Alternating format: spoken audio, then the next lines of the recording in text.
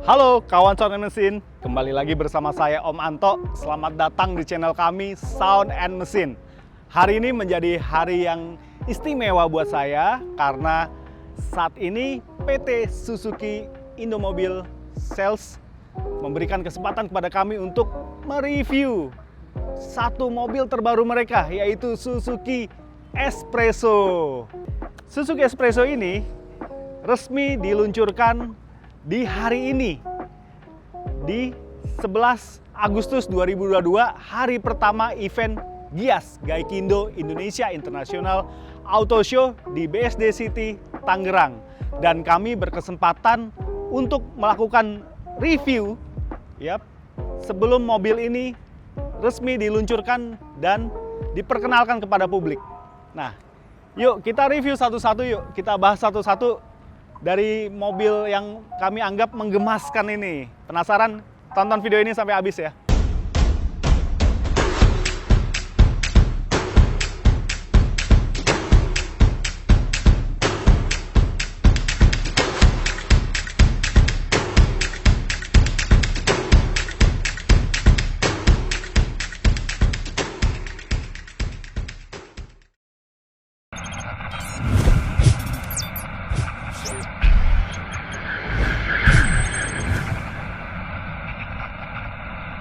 Nah, sekarang kita bahas bodi luarnya dulu ya. Ini saya baru pertama kalinya melihat langsung wujudnya dari Suzuki Espresso ini. Mungkin kawan Sound and Machine sebelumnya udah pernah lihat gambar-gambar yang beredar di media sosial. Dan saat ini saya bisa merasakan langsung nih impresi pertama saya terhadap mobil ini. Kalau dibilang SUV, betul. Espresso ini adalah sebuah SUV. Hanya saja dimensinya lebih kecil daripada SUV pada umumnya. Ya. Jadi kalau menurut saya Espresso ini paduan antara SUV dengan city car nih. Ya. Sebagai ilustrasi, produk terakhir Suzuki yaitu Suzuki Karimun Wagon R dibandingkan dengan Espresso ini, Espresso lebih besar, lebih gembung sedikit. Paling penting yaitu ground clearance, yaitu jarak dari tanah ke bodi paling bawah tuh lebih tinggi daripada city car. Kita bahas moncongnya dulu nih. Di fascia depan ini, nah kebetulan nih warna biru nih warna favorit saya ya. Di fascia depan ini yang membedakan dia dengan city car, kalau city car lebih landai, dia lebih naik nih cupnya ya. Dan kita bisa lihat nih grill ya, grill khas desain mobil-mobil terbaru Suzuki. Ini mengingatkan kita pada Vitara generasi pertama yang beredar di luar sana ya, belum masuk Indonesia. Seperti ini nih, ciri khasnya ada 4 kotak, di tengahnya ada logo Suzuki ukuran besar ya. Jadi memberikan kesan SUV banget. Lalu lampu juga nih, desainnya juga menurut saya bagus ya desainnya ya. Dia sudah pakai bohlam halogen dengan sen masih bohlam biasa ya. Ciri khasnya sebuah SUV adalah adanya peranti ini nih ya. Peranti ini mengesankan kalau mobil ini memang untuk segala medan ya. Kentara banget. Warnanya dibedakan, ini warna clear bodinya dan ini warna untuk peranti garnisnya. Ditambah nih lower garnish warna silver ini, menurut saya paduannya jadi pas, kombinasinya jadi pas dan nggak terlalu rame aksesoris begitu. Ya, dari depan kita bahas samping. Ya, di bodi sampingnya nih tinggi saya 170 cm. Nah ini tinggi atapnya mungkin sekitar 150-an cm ya. Kita bisa lihat kentara dari bodi sampingnya ya. 4 pintu ya, moncongnya nggak terlalu panjang. Ciri SUV ya terciri dari ini nih, over fender ya, ada set body molding yang cukup tebal ya. Jadi mengesankan dia SUV banget, apalagi bannya juga menurut saya untuk ukuran mobil kecil seperti ini tuh cukup tebal ya. Dia pakai ring 14, ukurannya 165 lebarnya dengan profilnya 70. Menurut saya ini cukup ideal untuk sebuah mobil city car ya, dibandingkan sebelumnya Karimun Wagon R tuh menurut saya lebih kecil ya, lebih kecil. Nah ini dimensinya lebih dibesarkan lagi nih rodanya nih, menyesuaikan dengan bodinya dan tentunya menyesuaikan karakter dia sebagai SUV mini yang bisa diandalkan di segala medan. Dalam arti dengan ground clearance yang 180 cm ini cukup ideal ya buat jalanan Indonesia ya. buat daerah suburban lah, yang mungkin banyak yang belum mulus jalannya. Dengan paduan roda yang tidak terlalu kecil, ground clearance yang cukup aman. Rasanya sih Suzuki Espresso ini bisa diandalkan ya. Tadi kita bahas bodi samping ya. Kalau menurut saya kombinasinya pas dan desain ala SUV ya, apalagi suspensinya di depan mengadopsi MacPherson strut dan coil spring, sementara di belakang torsion beam dengan coil spring. Ini yang udah umum dipakai untuk mobil-mobil terkini. Lalu di bodi sampingnya ini kita lihat sampai ke belakang pilar A, B, C itu rata ya, jadi nggak landai. Artinya saya berekspektasi kabinnya cukup lega ya. Sampai video ini dibuat di menit ini saya belum masuk nih ke kabinnya nih. Nah, habis ini saya akan review kabinnya seperti apa sih nyamannya. Sekarang kita bahas di belakang nih. Di belakang ini sudah ada wing spoiler ya, saya menyebutnya wing spoiler. Lalu tampilan belakang boleh dibilang cukup familiar ya. Suzuki mendesain Espresso ini menurut saya cukup bisa diterima desainnya untuk di Indonesia. Lampu belakang ini mirip Baleno hatchback. Dia sudah kristal, lampu rem, sen, dan lampu mundur semuanya bohlam. Lalu di sini juga ada ya untuk membukanya. Membukanya dari dalam, dari bawah jok driver dibuka. Ini ada ininya, tuasnya. Lalu ada sensor parking. Lumayan loh, ini ada sensor parking ya. Nah, ini yang tadi sambungan dari depan ya desainnya. Ini menurut saya udah mencirikan ala SUV ya. Suzuki S-Cross pun ada nih seperti ini nih dia. Lalu lower garnish-nya juga senada dengan yang di depan, dia finishingnya warna silver. Dia sudah ada high mount stop lamp. Nah, ini fiturnya berguna banget nih ya, karena ini mobil nggak terlalu tinggi tapi ada fitur ini ya. Selesai kita review di luarnya, kita masuk ke dalam yuk buat merasakan seberapa nyaman sih dan fitur-fiturnya apa aja yang ada di kabinnya. Yuk kita cek di dalam. Nah, sekarang saya masuk kabinnya. Ini baru pertama kalinya nih saya masuk kabinnya ini nih. Wah, asik ya. Oke, impresi pertama saya masuk kabin mobil ini, memang berasa ini mobil small car ya. Tapi ini meskipun kabinnya menurut saya di depan ini cukup pas, didukung oleh desain yang menurut saya beda nih dari mobil-mobil kecil lainnya nih. Setirnya ya, setir khas Suzuki ya, palang 3 dan sudah ada airbag.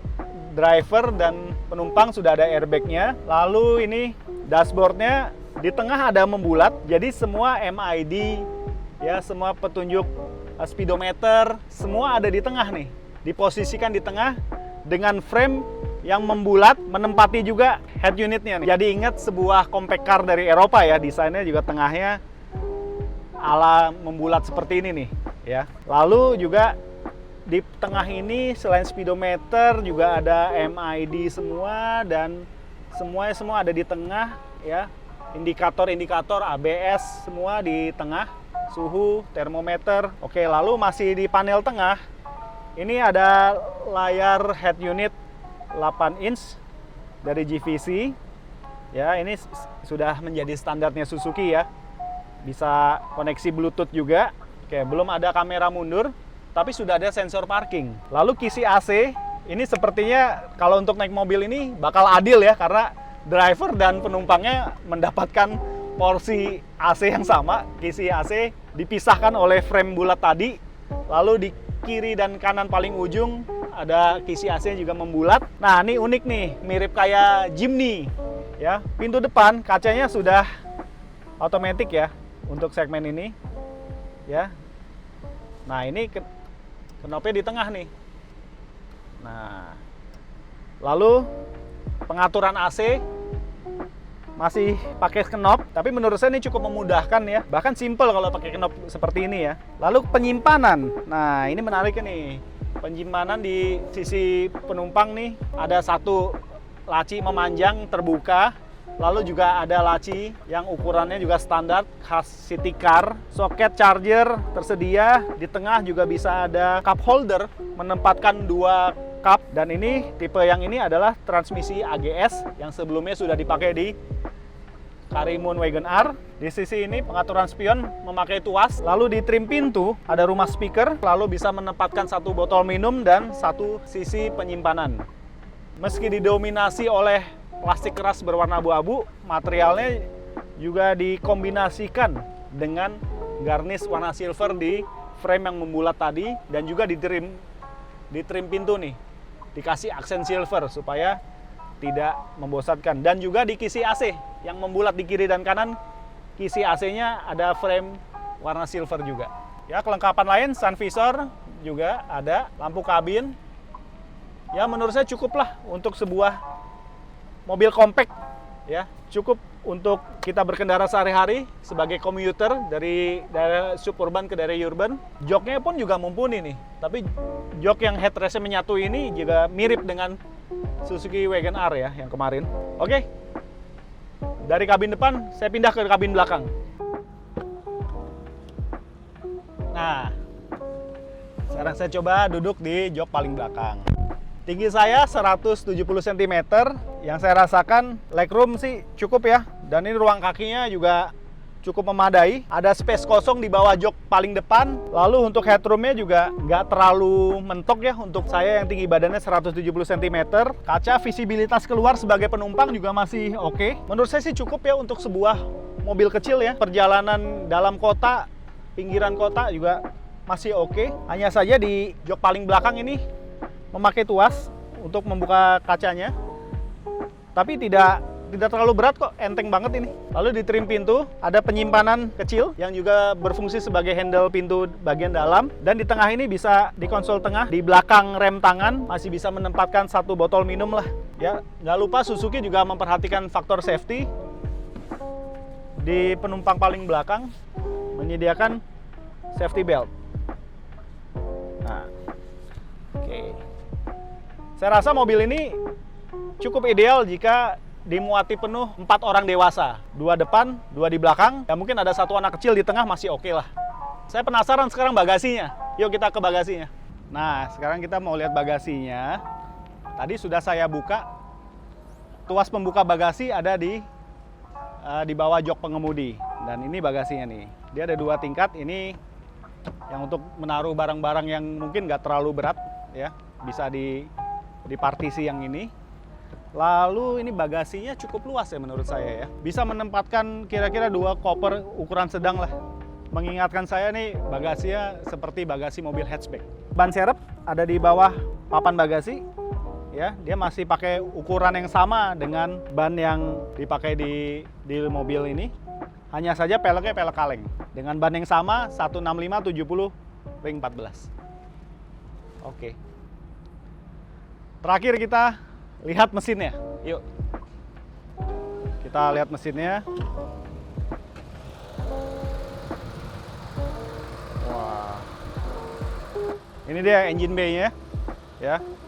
Masih mengandalkan mesin yang sama dengan mesinnya Suzuki Karimun Wagon R 1000 cc, tepatnya 998 cc dengan kode mesin K10B. Tenaganya mencapai 60-an horsepower dengan torsi 90 Nm. Mesin 3 silinder ini udah terbukti ya di Karimun Wagon R dan terbukti efisien ya, karena dengan dimensinya yang nggak terlalu besar, mesinnya pun juga hanya 1000 cc, pastinya efisiensi yang dikejar karena mobil ini diperuntukkan untuk komuter perkotaan dan suburban. Oke, ya buat saya cukup ini ya, cukup impresif ya dengan kehadiran City Car ini. Nah, itu dia review singkat kami tentang Suzuki Espresso. Ya, kita udah bahas tadi dari desain, dimensinya, ya eksterior, interior, kabin depan, belakang, bagasi, sampai dengan mesin. Ya, suspensi juga tadi kita bahas. Nah, gimana nih menurut kawasan mesin? Kalau ada yang mau ditanyakan, silakan komen di kolom komentar. Suka video ini silakan likes dan share sebanyak-banyaknya supaya memberikan manfaat lebih bagi orang banyak ya. Selalu ingat subscribe channel kami Sound and Mesin supaya channel kami dapat terus berkembang dan dapat selalu memberikan informasi edukatif seputar dunia otomotif. Terakhir, mobil ini ya menjadi penerusnya Suzuki di segmen City Car dan ditawarkan dengan harga yang cukup bersahabat ya. Hanya ada 1 varian saja dengan 2 pilihan transmisi. Untuk transmisi manual dibanderol 155 juta on the road Jakarta. Lalu dengan transmisi otomatis AGS yang auto gear shift dengan harga 164 juta rupiah on the road Jakarta. Dan sekali lagi, mobil ini sudah bisa ditemui di event Gias 2022 mulai tanggal 11 Agustus sampai 22 Agustus ya. Juga bisa ditemui di seluruh jaringan dealer resmi Suzuki yang ada di Indonesia. Oke, akhir kata cukup sekian dari saya. Salam sehat selalu. Dah.